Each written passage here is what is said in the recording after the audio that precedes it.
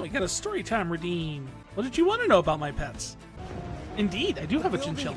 Yeah, I actually have I have a chinchilla. Her name is Puff. She's about 10 years old at this point. Chinchillas themselves are interesting creatures because they're actually technically the longest living rodents in the world. In captivity, they can live from 15 to 20 years. So about the age of like this lifespan of a cat. Compared to like other rodents like hamsters and gerbils and everything that live like maybe a couple of years. The next one that has the most lifeline is actually the capybaras, who are just short of chinchillas by a few years. We actually used to have a second chinchilla.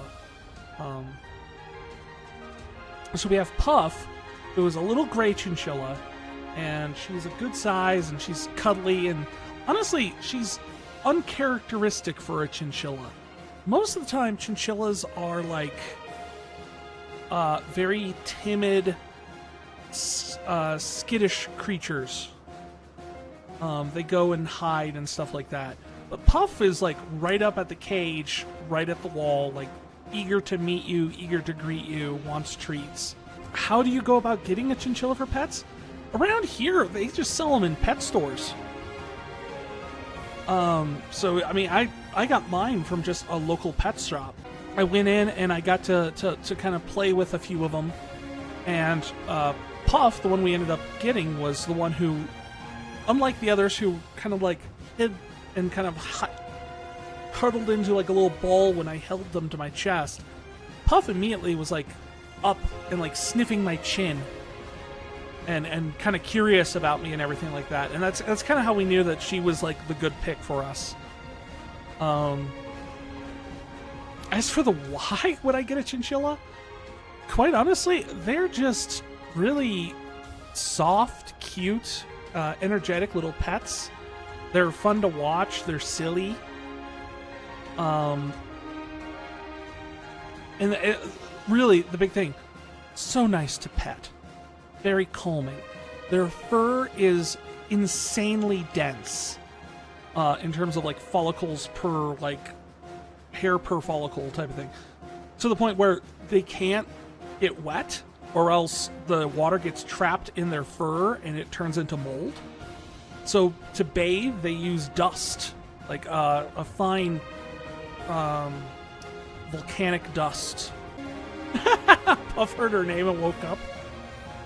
Aw, such a cutie. Is it hard to take care of them compared to cats? Not really. I mean, they need to have some space to run around.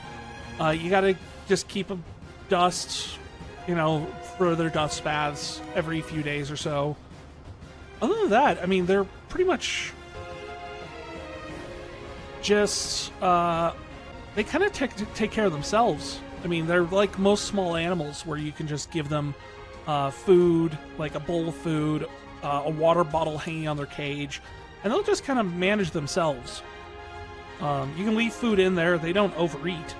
You're trying to imagine how chinchillas dust bath like hamsters do. They essentially just roll around in the stuff, kick it up everywhere and everything like that. And it's just this cloud that emerges and everything, and they turn like 3 shades grayer. It's actually really cute. And they come out, and we always kind of joke around with Puff, where when she gets done with her dust bath, we come out and go like, well, where's Puff? This chinchilla is the wrong color. Oh yeah, we actually have a dust bath that has a lid on it, so she can't kick it up into the air. So it just kind of stays in its little bin.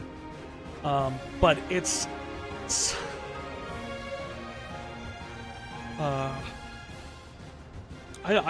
I think it's really funny.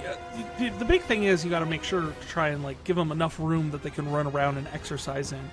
Like, we don't let ours out very often, but she has a like a giant 2-story, 4-story technically, like Chilla mansion for a cage, so she could bounce around, jump off the walls everywhere in there. Then we also have a cat. Don't the cats mistake it for a litter box? No, because for one, it's way too small for that. It's about the size of... I'm trying to think of a good comparison. Maybe like a stack of DVD cases, maybe?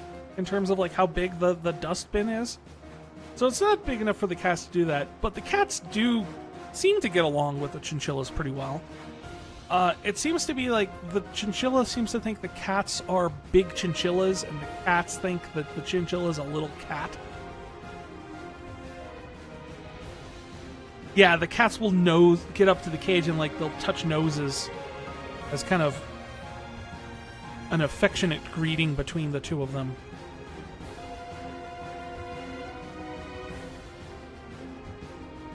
They are such sweeties. We used to have a second chinchilla, but she unfortunately passed away due to a genetic issue. That's true. Leo will sometimes climb in the cage. But, I mean... Yeah, it was really hard. I mean, I was really sad. Her name was Chibi, and we called her that because she was just smaller than all the other chinchillas.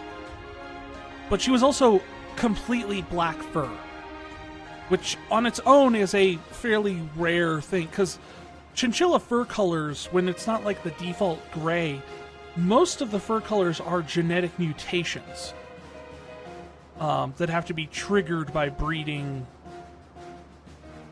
And because of that, it's really uncommon. I mean, depending on which kind of color you're looking for, an all-black chinchilla, very uncommon.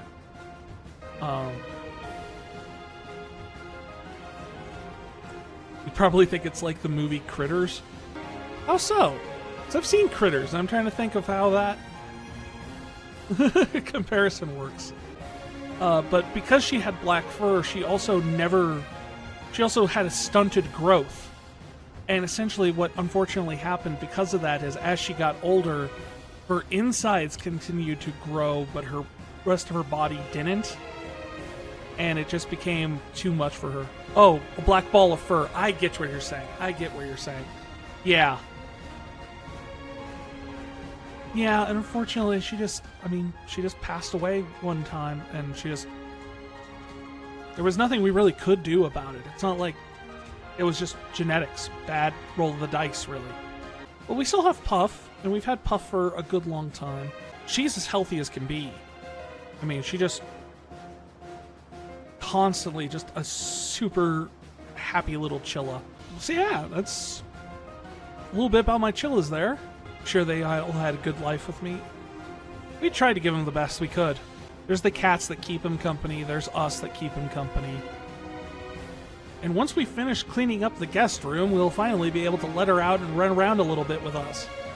But our guest room's been a mess because, like, as soon as we got the guest room set up, we had a guest, and then we had another guest about later that month, and then we had Christmas, and we used it for all the wrapping and everything like that. So, it's just haven't had a chance to get it all put together yet.